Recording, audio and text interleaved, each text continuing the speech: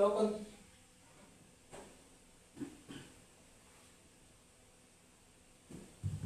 continue tayo.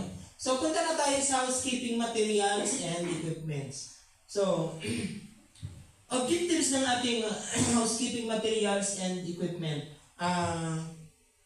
Pakibasa nga.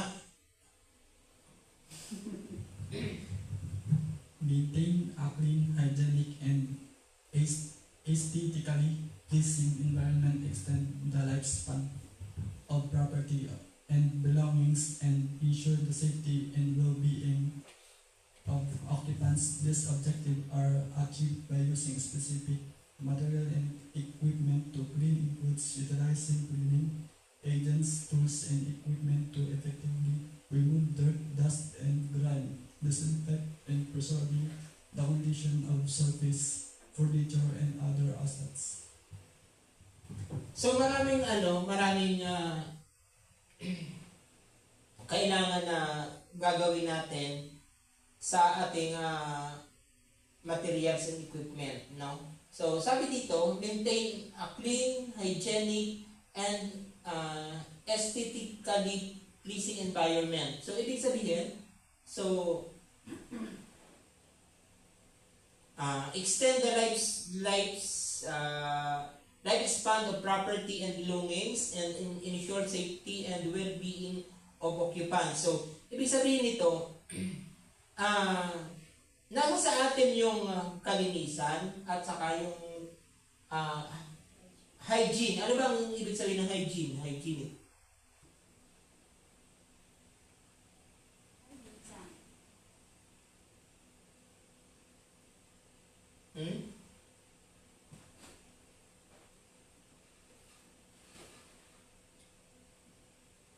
Aesthetically pleasing environment. So, ibig sabihin, nasa sa atin yung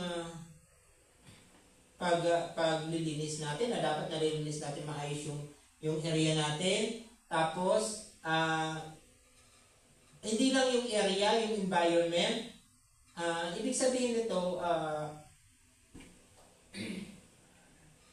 yung kapaligiran natin. Halimbawa, yung mga alikabok, syempre kailangan natin na natatanggal natin yon sa mga, lalo na sa mga sulok-sulok. Ano?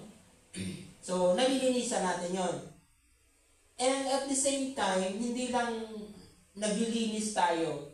Yung mga property, yung mga, halimbawa, yung mga kagamitan na ginagamit natin, so, sinasaalang-alang din natin yung lifespan niya na kailangan natin na mapatagal yung buhay ng gamit natin, hindi yung napapabayaan natin, nasisira dahil marumi, maalikabok, hindi nalilinisan. So, hindi natin, may kapabayaan tayo doon. So, ang iniisip natin dito, isa sa responsibilidad natin, yung mapahaba pa yung, ma-maintain pa yung haba ng lifespan ng gamit natin. Halimbawa, sa mga lamesa natin, kung hindi natin nalilinis ng maayos yan, masisira agad yung pintura niyan, matatanggal. Pero, pag nalilinis natin, may damage, o i-repair natin, ayusin natin para magamit pa natin at tumagal yung buhay ng mga gamit. Yung halimbawa, yung yung machine natin, yung photocopier natin doon, kung hindi tayo naging maingat, hindi natin nalilinisan yun, every time na may may gumagamit, nagsiserox, nagpo-photocopy, yung mga sticker na doon, napapasok doon sa mga gilid-gilid, hindi natin nalilinis, hindi masisira agad yun. O kaya,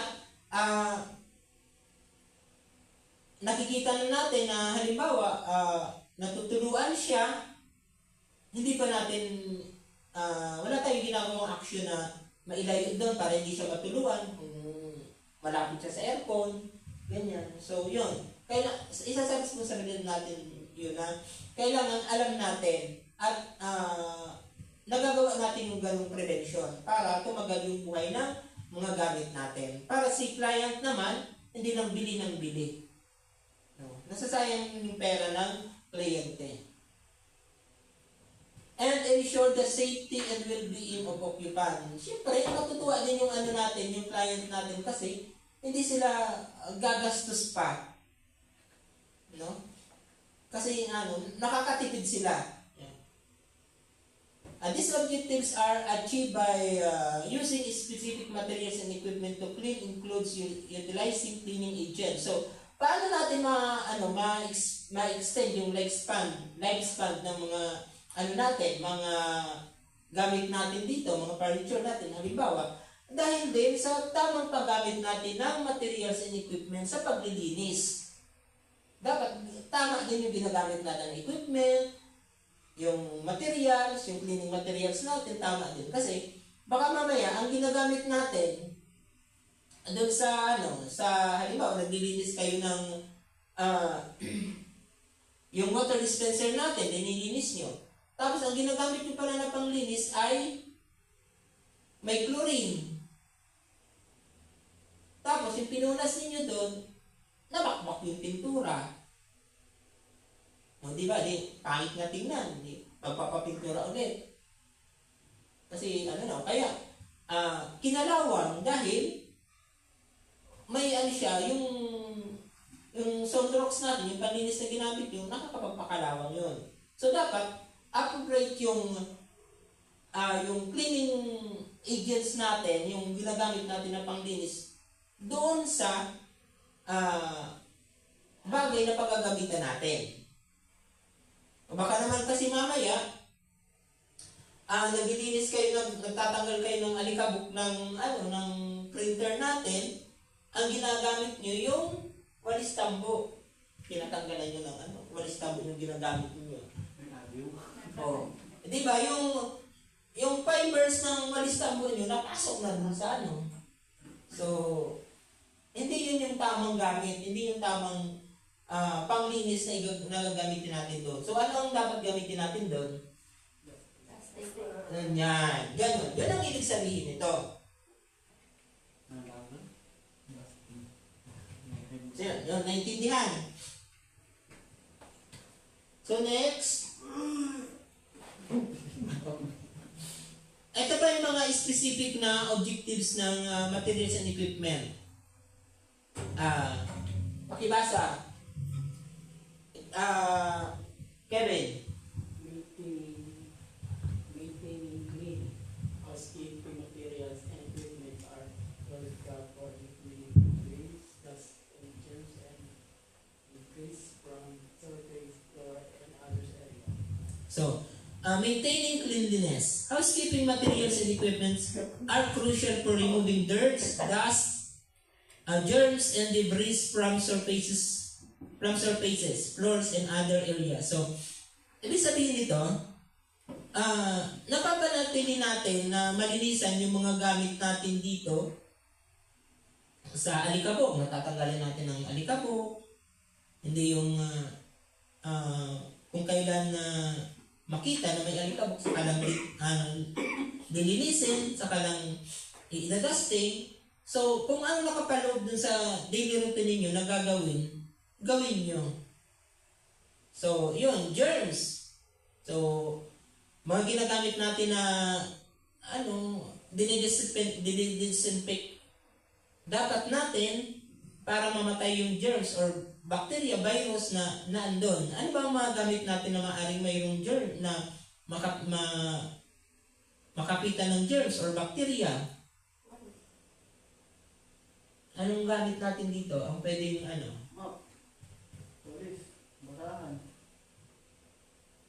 materials or equipment. Ang sample ko dito is yung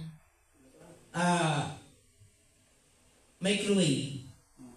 Yung microwave, pag naglilinis kayo, syempre, ang ginagamit natin, basahan. Baka naman ang ginagamit nating basahan doon is yung kung saan natin basahan yung ginagamit, hindi pa binabanlawan, yung pinupunas natin doon, tapos mag-iinit ng pagkain, mag-contaminate, may germs. Yan. So, hindi dapat. Ang gagamitin natin doon, kung anong ginagamit natin para doon sa microwave na panglinis doon, basahan, para lang yan doon. At at the same time, syempre, nababanlawan natin, nasasabon, natatanggal yung mga dumi doon. Tapos babanlawan, malinaw yung tubig, pagkakabanlaw, saka natin ipupunas ulit doon. Yan. Yung mga gamit natin, syempre, kailangan naiiwas din natin sa mga debris, no? Sa mga kung ano-ano mong bagay na maaring malaglagan siya, tulad ng, halimbawa, ayan, sa aircon na yan, pag napapansin nyo dito sa kantin natin, sa ibabaw ng microwave natin, may mga may itim na nahuhulog doon na pinapapunasan ko lagi kay Jessie. Yun. So, dapat nalilinis natin yun. Natatanggal natin yun. Kasi pag tumagal yan doon, hindi natin nalinis, hindi natin napunasan, kakalawangin yung microwave natin, yung ibabaw. Yan. Next. Mabasa. Chili. Ensuring hygiene. This involves disinfecting surfaces and sanitized areas to prevent the spread of germs and bacteria. Tuwing kailan kayo nagsasanitize?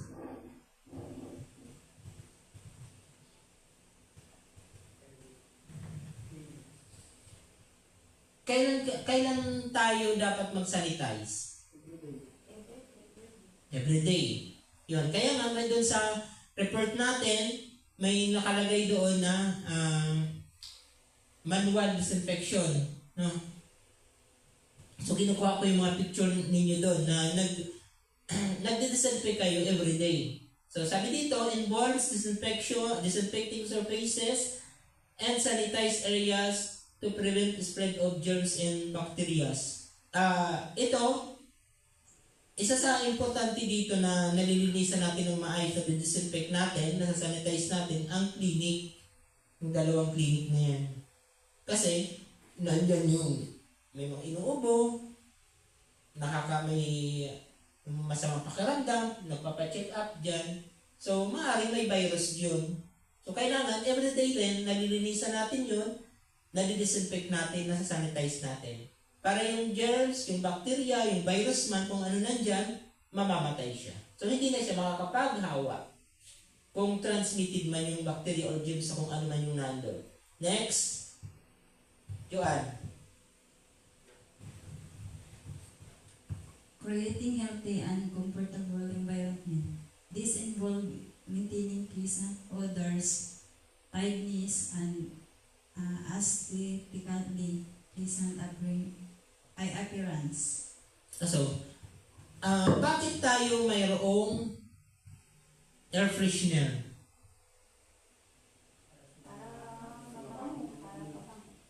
At bakit tayo kailangan magpabango?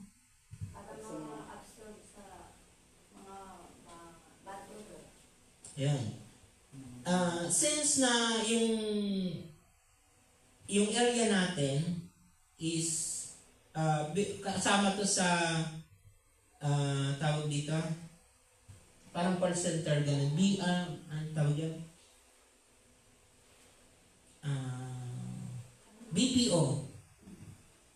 So, kailangan natin na hindi lang nalilinis yung comfortability ng mga empleyado, kahit sa atin din, na nami-maintain natin. Hindi yung pag upo nila sa workstation nila, pagpasok nila, amoy tawag dito, nakukulog. Yan. So, pag na-encounter natin yun, yung room nila or yung workstation nila na amoy kulog, iba yung amoy. So, gagawa na tayo ng action na kung paano matanggal yung amoy na yon. Kasi syempre, magtatrabaho ka, ang naamoy, maasim na. So hindi ka maging comfortable. Kumbaga, parang na-distract yung yung concentration mo sa trabaho. Yan. Tapos, mamaya yung mga upuan, hindi natin nalilinisan, may surot na. So, paano ka maging komportable? Maging komportable sa pagtatrabaho? Kamot ka ng kamot kasi kinakagat ka ng surot. Di ba? So, yun yung mga kailangan natin na tandaan at gawin. Next. Jomar. Extending the lifespan of property involves a proactive approach focusing on preventive maintenance and strategic upkeep to minimize wear and tear and delay the need for costly repairs or replacements. Okay lang. This includes regular inspection, scheduled servicing of critical systems, proper cleaning and maintenance, and maintaining detailed records of all activities. Kaya kung napapansin nyo, di ba, araw-araw, nag-iikot ako, tinitingnan ko kung anong ginagawa nyo, kung nasusunod ba yung mga daily routines ninyo, nagagawa ba yung mga dapat linisan, nalilinisan ba? Kasi, kung hindi na nakakaligtaan na malinisan yun, makupull out kayo na ito kailangan natin linisin. Para na-maintain nga natin yung yung lifespan ng properties ng clients natin. Ito si Reduce yung clients natin. So, yung client kasi natin, si Reduce, kailangan din niya na magtipid. Hindi yung gumastos sa pagpaparepair, pagpapaayos, kasi palaging sira. Kasi nga, nagkakaroon tayo ng kapabayaan sa paglilinis, sa maintenance. Mamaya, yung mga ginagamit natin, tulad yan, halimbawa, yung polisher natin, ang sabi ni Ariel, after na gamitin, tanggalin yung brush, yung pad niya, kasi kakalawangin daw yun doon. Tapos pag tatanggalin, mahirap nang tanggalin kasi kinain na ng kalawang, so titik-tikin yun, mababasag yung bakal niya doon. Tapos pag nabasag naman, nasira na. So bibili na naman tayo ulit. Yan. So para hindi gumastos ng gumastos. Kasi kung naalagaan natin, nalimintain natin, hindi tayo bibili. Magagamit pa rin natin. Yan. Okay? Next. Joanne. Ay, ikaw. May ka pa eh. Bakit naman po? Sige lang. Sige. For protecting health and safety, this involves removing hazards like spills, tripping hazards, and fire hazards. Ayun. So, protecting health and safety. It involves removing hazards like spill, tripping hazards, and fire hazard.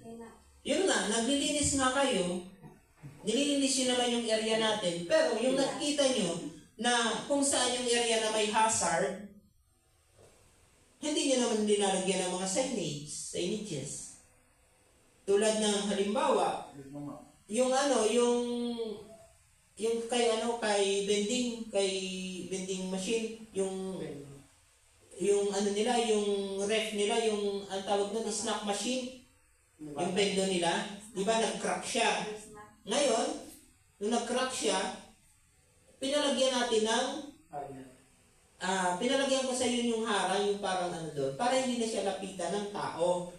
Kasi baka mamaya, hindi napansin ng doon, may bibili, hindi niya napansin, akala niya, buwis lang yun, nagpindot-pindot, tumitingin ng tapos yung salamin, dahil nag-crack na, konting lang nun, mawawasak yun. So, maaring, dahil nakaharap siya doon, maano yung mata niya, mapasukan ng bubo. Di, nagkaroon ng aksidente. So, hindi lang tayo sa paglilinis, nakakonsentrate. Kailangan din natin na ilalagay natin yung sarili natin sa safety. Hindi lang yung sarili natin, pati yung ibang tao.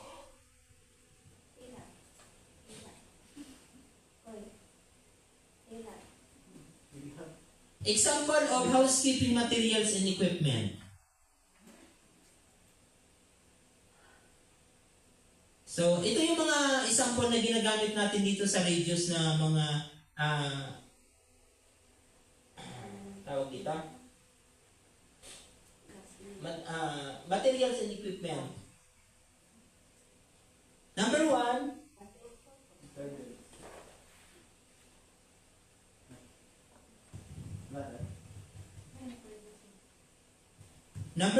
detergent.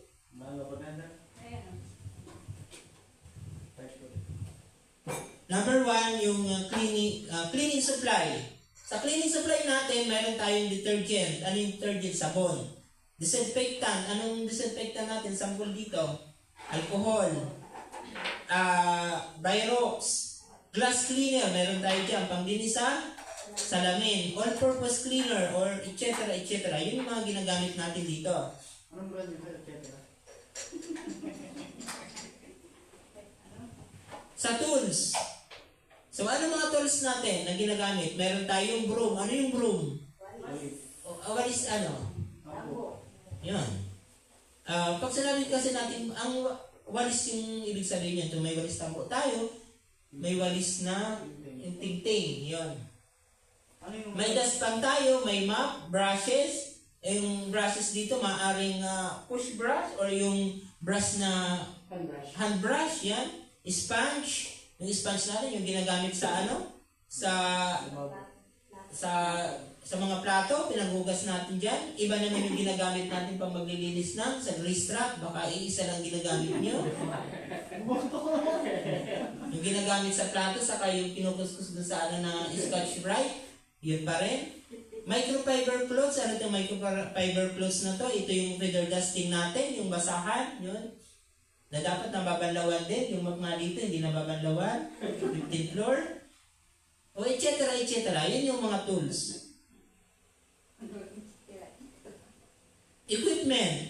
Yung mga equipment natin, ito yung vacuum. May vacuum cleaner tayo dyan, floor polisher, steam cleaner. Ano yung steam cleaner natin? Yung pang yan, iron, hamper cart. Ano yung hamper cart? Truss handling device. Ano to? Yung pinagsasabitan ng garbage one? Handling device. Natin, kasama dito yung yung push cart nyo na inaanohan ng at saka yung mga trash bin yan, etc.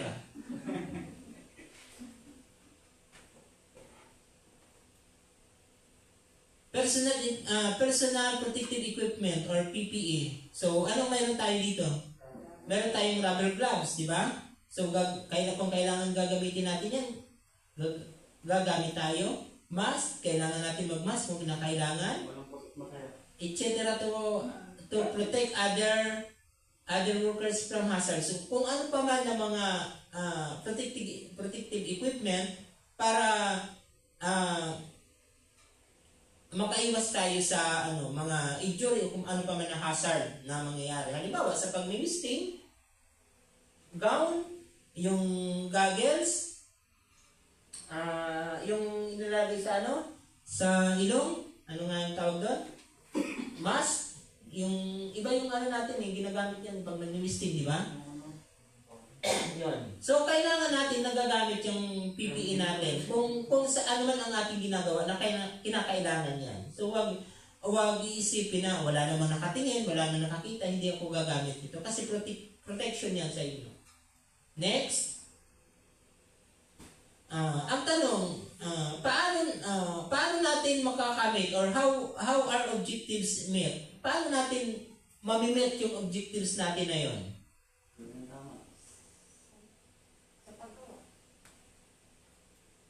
Ito. Una, para ma-meet natin yung objectives na sinasabi doon, using right materials. So, gagamit tayo ng tamang material sa tamang paggagamitan din natin. Hindi yung sample ko dito, halimbawa,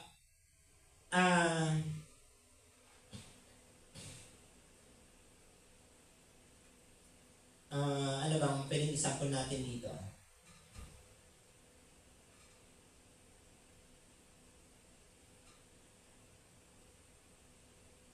Ano bang naging example natin kanina dito? Halimbawa, pinalinis ko kayo ng mga upuan ng ganito. Ang ginamit nyo, glass cleaner, kasi ano rin, pampakintab din yun sa salamin. Yun yung ginamit nyo, mali. So kung maglilinis kayo ng upuan, yung nababagay din na cleaning agent para doon. Ano bang ginagamit natin doon? Yun. Pupunasan natin, basahan, furniture polish, ganyan. Kung anong nararapat na gagamitin natin para doon, yun yung gagamitin natin. Next, using the right tools and equipment. Ganun din. Employing the tools and the equipment for different cleaning tasks and services. Kung kasi iba yung tools sa equipment, di ba? Ang tools, ano ang tools? Maliit na pliers,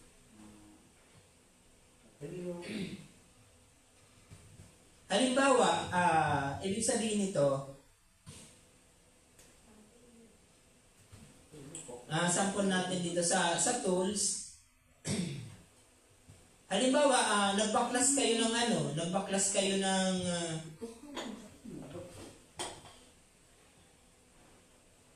ano ba? Nagbaklas kayo ng upuan. Ang gagamitin na tools is dapat flat screw. Ang ginamit yung kasi tinamad maghanap ng ng flat screw. Kumuha ng kutsara sa kante, yun ang yun ang ginamit na pang So hindi tama.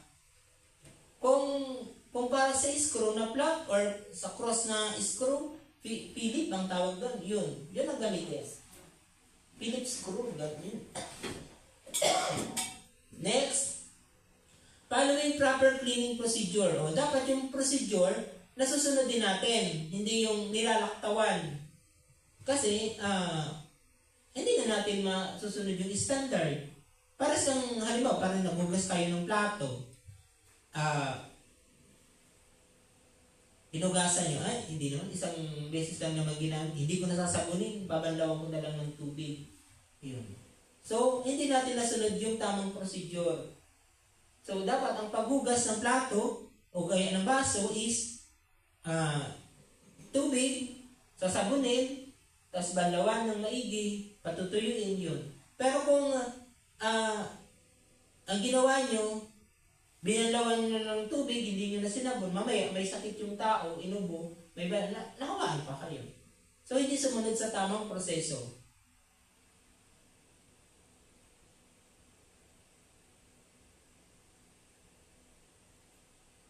Maintaining clean and organized environment. So, paano kayo nagtatrabaho? Ensuring that tools and equipment are stored properly in the workplace are keep tidy. So, ibig sabihin, pag gumamit ka gumamit ka ng tools, di ba may toolbox tayo doon? Pagkatapos mong gamitin, iniwan mo lang dyan kung saan. O kaya, gumamit ka ng nagkolekta ka ng basura, nagkolekta ka ng, dala-dala mo yung pushcart natin. No, Jesse, nagdala mo yung pushcart natin. Nangulikta ka ng basura dyan sa workstation. Ngayon, ito yung daanan ng sa workstation ng tao. Ihinaarang mo pa dyan yung cart mo. matapang. Di ba? So, saan dapat ilalagay yun? Doon sa gilid, na hindi makaharang. O kaya, nangulikta ka naman ng basura nga yan, kaya nga bumili tayo ng cart na yan kasi itinatago yung basura, hindi nakatiwangwang yan. Gumamit pa rin ng yung plastic na nandun bukod na plastic. So, nakikita yung basura. Di ba sa atin, sa uptown, tinatago yung basura pagtatapon. Kasi sa mga workstation natin may kumakain dyan. Sa basurahan natin, sa bagay dito, konti lang nung gumagawa niya. Minsan, doon nagdudura. Yung mga pagkain nila dyan natira na doon tinatapon. So, halo-halo yung basura na yun. So, dapat, hindi nakikita yun. Huwag kayong maglalagay ng plastic doon na tinatamak yung basura para isahan na lang. Tinamad, di ba, Jomar? Pag tinamad, so pag marami ng laman, hindi sa storage, isalin. Di ba? Yun. So, kailangan maayos, properly equipped and stored properly that our workspace are kept tidy. So, sa lugar na yung ginagalawan, tinatrabahuhan, maayos, hindi makalat. Ito ang ibig sabihin niyan. So, maliwanag. Next, regular inspecting and maintaining equipment. So, kailangan yung mga equipment natin, yung mga tools natin, na-check natin na maayos yung condition niya. Kung halimbawa may sira, so, i-report sa akin o kaya kay MST para kung ano man na repair ang gagawin doon, kung anong pag-aayos, maayos siya. Hindi yung hayaan na lang natin, nadagdagan pa yung sira kasi ay, pwede pa naman gamitin eh. So, gamit ng gamit hanggang sa natuluyan, hindi na gumana, nasira. So, pagka may kaunting problema sa ano natin, sa equipment o kaya sa kung ano man, report na agad para magawa ng solusyon, maayos siya. Hindi na lumaki yung problema niya. Ito ang ibig sabihin nito. Kaya nagkakaroon ng regular inspecting and maintenance of equipment. Maintaining of equipment. Yan. Materials and equipment. Ito. Ito, mag-explain sa inyo si Nutchilin sa tamang materials and equipment. Siya ang mag-explain sa inyo. So, ngayon ibigay natin yung floor kay parapak natin si Nutchilin. Karapat ang paa. Yan. O, banat, Nutchilin. Ano na daw ito? Ayan, ikaw nga yung magbigay mo eh. Ayan, ikaw yan eh. Sasabihin mo ko ang ginagawa mo. Kunwari ikaw yan. Hindi mo sabihin. Itinigay mo sa kanila kung anong ginagawa mo. Ayan, sinit-sinit o. Huwag mo may tumulong niyo. Today, I'm very happy to be here. Nutchilin. This is Grabe naman ito na sila. celebration. Nadya, di ba? Nadya o. Malakas sa pangalan niya eh. Apartments in a hotel, not even being white, is also the very important department in a hotel. Because as you know, housekeeping department is the heart of the hotel. With the cleanliness that it offers to the hotel, with the decor, even with the entire ambience of cleanliness that the housekeeping staff have to offer to the hotel. So before we go deep in cleaning, we have first to describe all different users that we have to use, like tools, material, equipment, and products before we step to the use of those equipments during the cleaning process. So, as you know, everyone be aware of what we are going to do. Remember to take notes. Maybe it can't be necessary for someone else, but for you, keep in touch of everything. So before you go ahead, it's better you remember even the outline so you can assess yourself after the lesson. The outcome of this lesson, you have to identify all cleaning tools, material, and equipment. You have to differentiate them according to their usage. You have to describe all cleaning materials. You have to describe all cleaning equipment. They might be manual equipment or mechanical equipment. So you are most welcome while we are describing the tools. Starting on all tools that are on this table, we can start maybe with a brush. As you know, we may have different type of brushes. This is a soft brush which we can use on different soft surfaces. This is a hard brush, of course, with a stick, which can help maybe to scribe on the floor. Where it's a big space, you can't just lay down, you can use this brush. We have also the sponges. Sponges is very important in cleaning, especially when you are cleaning maybe in a soft place. You have to use sponges.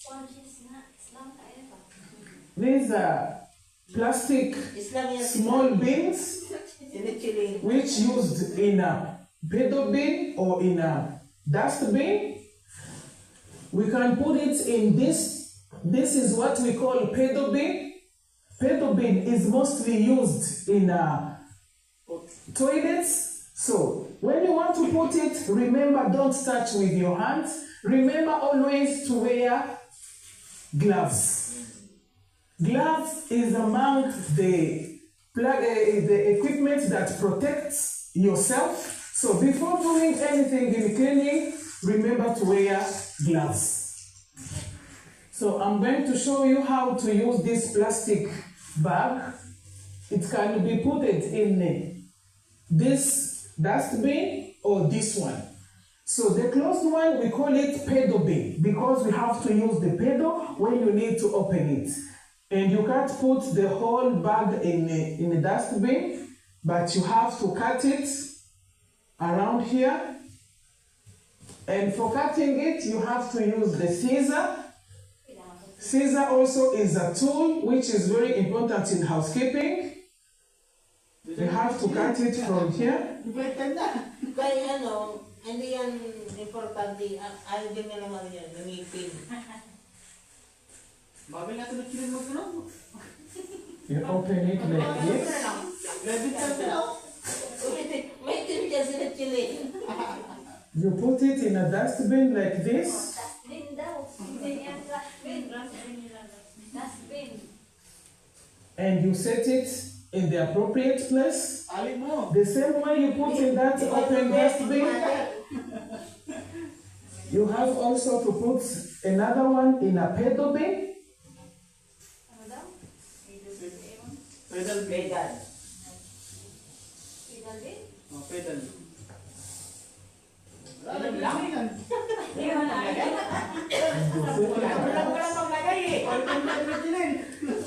Then we can continue with our tools. This is a scouring pad.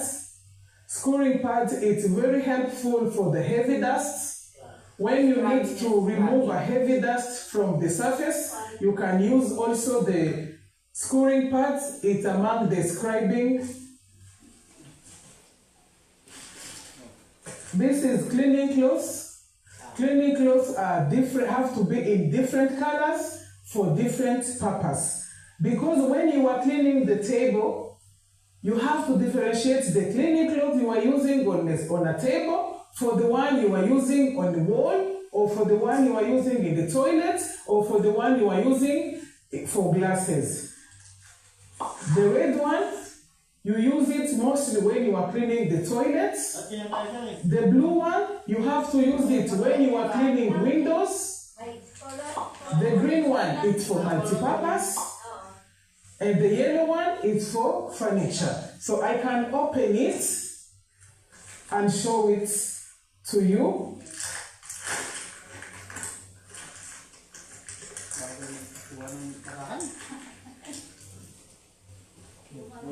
Ano natapon yan? This is how it looks. You have to use it when you are cleaning. Pakita yan. Here we have mop. Mop is used when you are mopping in a drying surface, and you have to use with a tweezer. When you need to dry the place, you use the tweezer. But the mop can be in other different type, where you can also use this one. But remember, this one, it can't be used alone. For using this, we will need another cleaning equipment that I will show you.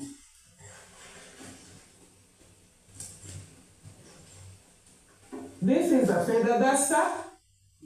Feather duster, it's helpful in dusting, especially because it's long, it's helping in dusting the high surface just for removing dust. This is very helpful in housekeeping also.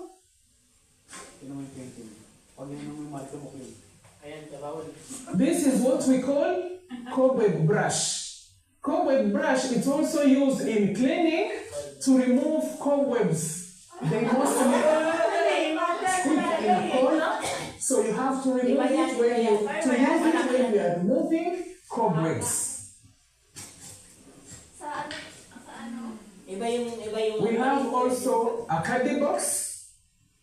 Caddy box is very important tools which help room attendants, public area attendants to carry different chemicals in bottles. You put it inside even with cleaning cloth. Here we also have spray bottles. Spray bottle is also very important in housekeeping because most of the time you can have chemicals in a big jerrycan. You can't carry that for moving around, so you can put the small quantity in this spray bottle, then you use it when you are cleaning. We have also, this one can be known like a serviette or maybe as a napkin, but it helps in housekeeping while drying drinking glasses. Because in the rooms we can have glasses, so after washing them, you can use this. But I want to remember you this one. There are some hotels where housekeepers are not the one to clean glasses, where they have to take those glasses to F&B, they clean for them and bring back when they are clean. But in some hotels, the room attendants have to clean themselves the glasses. So when you are cleaning the glasses, remember to have this. It helps to dry glasses. I can't forget this one. The caution sign is very important. When you are cleaning the area, remember to protect people. As you wear gloves, as a personal protective glove, it protects yourself. So this one, it protects people from outside who came where you are cleaning. So you have to put it in front of where you are cleaning. So everyone who sees it when you are cleaning, he knows that the floor is wet, so it can protect him when he's walking around. I think we are done with different cleaning tools and material. Be ready for cleaning equipment.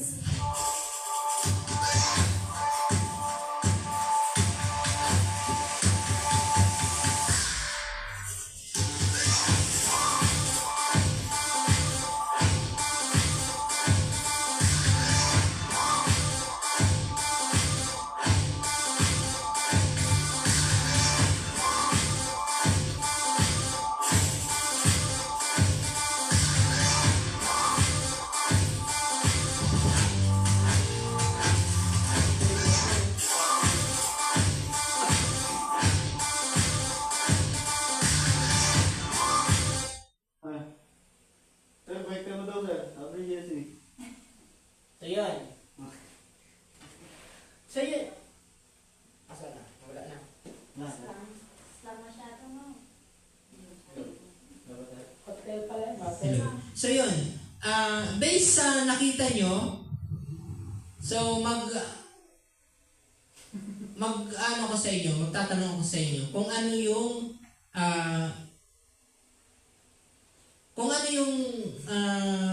nakuha nyo dun sa video na yun. Kung ano may yung Yung kulay sir. kung anong nakuha yung ano doon, ideya sa video na yun. Jomar, anong nakita mo doon? Anong mapapakinabangan mo doon sa video na yun? Yung paglalagay ito ng plastic sa dustbin tsaka sa pedal. Ano?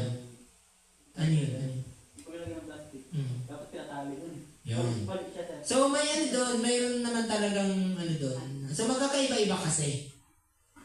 Wala sa ayos. Jesse, Sa mga tamang paggamit ng mga equipment, tapos kung saan gagamitin, kung para saan dapat, kung ano. Ayusin mo! Mga gamit, mga equipment na kung saan ginagamit kung ano. Ano? Tapos mga tamang paggamit, mga tamang.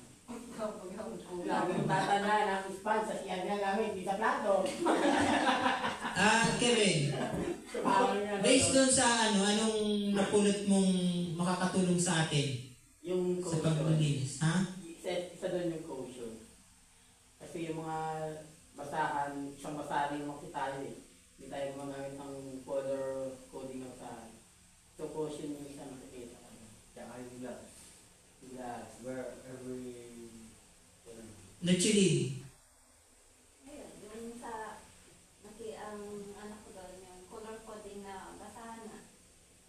Dapat isa, hindi lahatan ang paggagamit, hindi lang isa. Joanne, Ano, Sa totoo na, dahil mo sinabi lang. Ano kasi, Ano? Paliwanag ka naman. Kung dahil ang sponge sa isang plato, sa isyo na siya ginagamit, bathroom. yung ano na yun. Pwede mo gamit ang Ano yung spray button? button. alin? Spray button. Yung cobweb, Ano ba yun? anong tungkol doon? Bigay ko lang yung Ibig mo sabihin, yun, kasi parang first time yun makakita ng gano'n. Iba yun. Yung cobweb remover na yun, malaki yun. Pero magkasing tulad ng toilet brush. Oo, toilet brush. Kasi tayo lang toilet brush eh. kasi pang ano lang sa brush. Sa kanila kasi, ganun ang ginagamit. Dito kasi sa Pilipinas, iba. Yung feather duster na Hindi ko nga-complete yung mga tools nila. basta meron dito. Iba dito sa ano. Gawin yung parang Wala pa ano. silang Saka kasi kung mapansin nyo kasi yung ano niya, yung workplace niya, yung area niya, hotel. Ay, oo. Hotel yun. Pang-hotel yung mga tools nila sa kaya walang gas mark na. Kaya hindi na tinatali yung plastic kasi pag napuno, tatanggalin ako na may laman. Oo. Oo. Maganda dati ginagamit pa. Ayan. Dati kasi tinatali, pag puno na, Manigas. Kahit may kaya yung plastic. So yun. 1 millionaire sila magamit eh. 1 millionaire. So ngayon, bago tayo mag-break, may bibigay ako sa inyo na mga na-exam, evaluation natin. So sasagutan natin yun bago tayo mag-break. So after nun, break na tayo.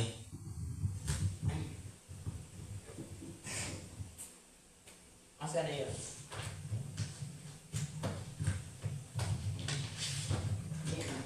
Dito natin malalaman kung may naintindihan ba kayo sa training na to. Kasi baka mamaya, nagkakandak tayo dito, hindi pala naiintindihan, wala kayong natututunan. So, eto, walang kopyahan na. Siguro kung ikaw, Jomar, dito ka. Doon ako sa labasan. Ha? Ano ba? Pakagayahin nila ako eh. Ang mga opya sila sa akin eh. Jesse, Balik ko dito ah. dito ka na Joan. Okay, ano ka? Ay, boy! Balik dito ah.